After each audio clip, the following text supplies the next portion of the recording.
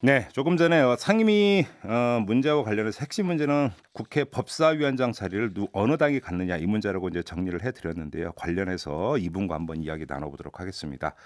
미래통합당의 김기현 의원 전화로 만나보겠습니다. 나와 계시죠, 의원님? 네, 김기현입니다. 네, 반갑습니다. 안녕하세요, 의원님. 그냥 거두절미하고요. 보도를 보면 의원님께서 법사위원장을 희망하신다 이런 보도가 나오고 있던데 맞습니까? 예, 저희들이 법사위를 가져오게 된다면 제가 법사위원장을 해야 되겠다는 그런 희망을 필요한 적이 네, 있습니다. 왜 그런 생각을 하시게 됐을까요?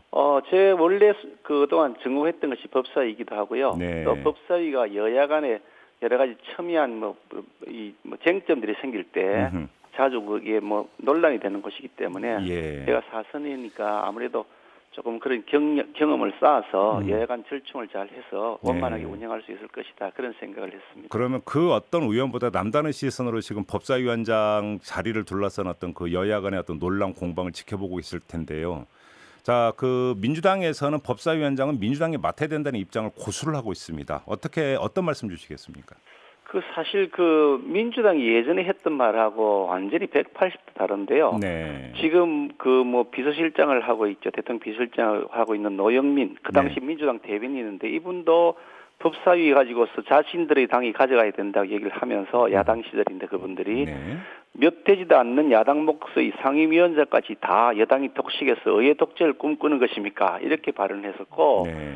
우원식 원내대표 민주당 원내대표를 예, 거치고 예. 지금도 유력한 민주당의 차기 대표 후보로 이렇게 거론되는데요. 예. 그분도 2012년대 야당 시절입니다만은 견제와 균형이라고 하는 국회 역할을 위해서 법사위원장은 야당의 것이 맞다 이렇게 딱 얘기를 했단 말이죠. 네.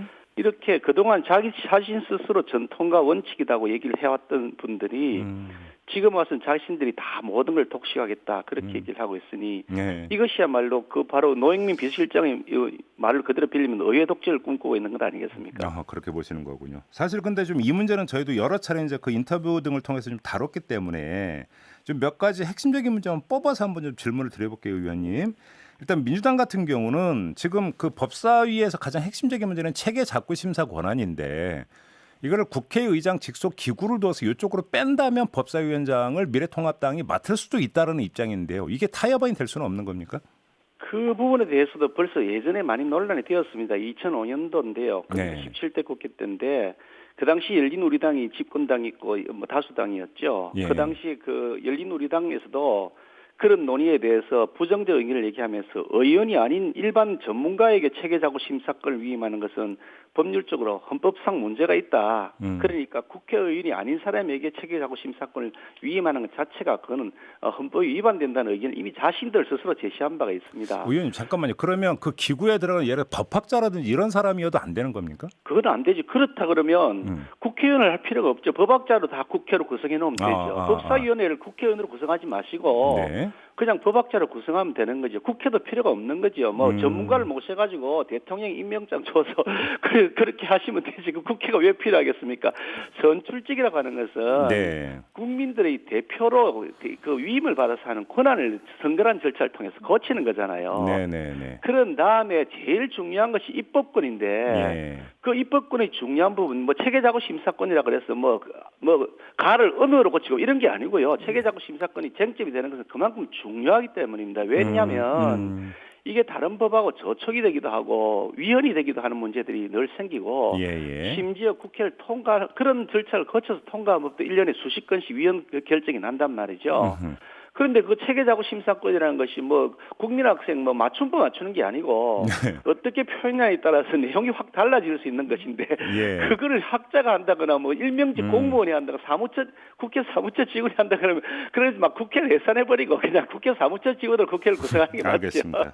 자, 그러면 거꾸로 지금 민주당이 일단 거부는 했습니다만 주호영 원내대표는 사법위원회하고 법제위원회를 분리하는 방안을 제시를 한 바가 있지 않습니까? 이 방안 어떻게 생각하세요? 사실 당내에서 충분한 논의가 되었던 것은 아니긴 한데요. 네. 그런 논의도 예전부터 있어 왔습니다. 이게 예전에 2005년도인데 그때도 뭐 그 민주당이 야당 시절인데요. 네. 민주당이 그러니까 2004년도 그 민주당에서 그 여당 시절인데 김동철 의원이라고 그다음에 네네네. 열린우리당 네. 소속이었습니다. 네네. 그분도 그런 논의를 해서 법안을 제출한 적도 있고요. 아, 예. 예, 또 그리고 뭐 저기 그 주호영 의원 같은 경우에는 아예 그런 법을 실제로 본인이 제출한 적이 있었더라고요. 2006년도에요. 네네네. 근데 실제로 이제 그렇게 뭐 가능할 수는 있겠습니다만 그렇게 해서 또 뭐 여러 가지 절차를 복잡하게 할 필요가 있겠냐는 느낌은 드는데 네. 정의 민주당이 그 법사위원회를 그렇게 해서 계속해서 뭐 저기 그 자신들이 가져가야 되겠다 그러면 법제위원회하고 사법위원회 나누는 것도 하나의 대안이 될 수 있다 저는 그런 생각을 하고 있습니다. 아, 그래요. 이제 그 마지막 수단으로 하나의 대안은 될 수 있다 이런 예, 말씀이시네요. 그러니까 그게 이제 법제위원회라고 하는 거다. 사법위원회는 이제 법무부, 뭐 검찰, 뭐 법원 이런 그렇죠, 데를 관할하는 그렇죠. 것이고, 그렇죠. 그 법제위원회라는 것은 그것도 역시 국회의원으로 구성이 되는 겁니다. 사무처 직원이 그렇죠.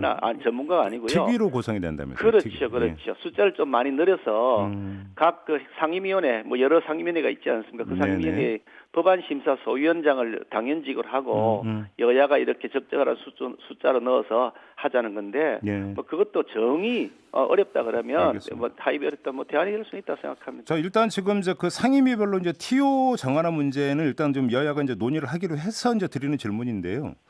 혹시 통합당 일각에서 법사위만큼은 여야 동수로 구성해야 된다, 뭐 이런 얘기 혹시 나오고 있습니까?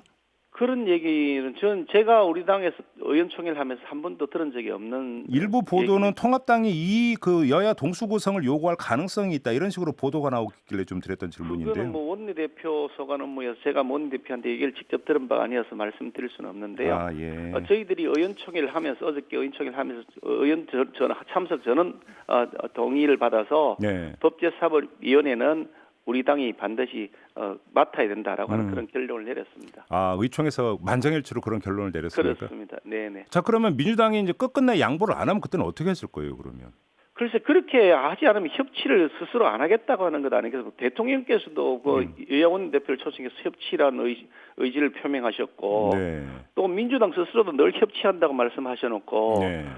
법사위원회는 야당 것이 맞다고 자기들 입으로 다 그렇게 해놔놓고 예. 그렇게 지금 뭐 일방적으로 이번 본회의도 이게 일방적으로 자신들이 합의 없이 단독 개헌한 것이 53년 만의 일입니다. 1967년 이후로 처음 있는 일입니다. 네. 이만큼 일방적인 독재를 하겠다고 하는 것인데 네. 그러면 국민들이 그거 용납하시겠습니까? 저는 그렇게 되면 의회 독재를 꿈꾼다는 생각들을 자기들이 갖고 있다고 말씀드릴 수밖에 없습니다. 마지막으로 그럼 이 질문을 좀 드릴 건데 이런 의견도 좀 들어오고 있는데 왜 협치 이야기만 나오면 꼭 여당이 양보를 이야기해야 되느냐 이런 반론도 있는 것 같던데 어떤 말씀 주시겠습니까? 뭐 당연한 거 아니겠습니까? 재벌하고 중소기업하고 협치하라 그러면 중소기업이 기금 내놨으면 재벌이 내놨습니까? 아니 자기들도 그랬습니다. 예전에 자기들이 뭐 100석을 가진 사람 아니 그 100마리의 그 닭을 가진 사람이 네. 한 마리 닭 가지자 협치하자 그러면 100마리 가진 사람이 한 10마리 내놔야 되는 거 아닙니까? 그렇습니다. 아니 알겠습니다. 그래서 그렇게 해서 막 가져가려면 갑질이라고 우리가 막 야단을 치지 않습니까? 나눠서 가져가는 게 협치죠. 알겠습니다. 자, 이렇게 마무리할게요. 고맙습니다, 의원님. 네, 감사합니다. 네, 지금까지 미래통합당의 김기현 의원이었습니다.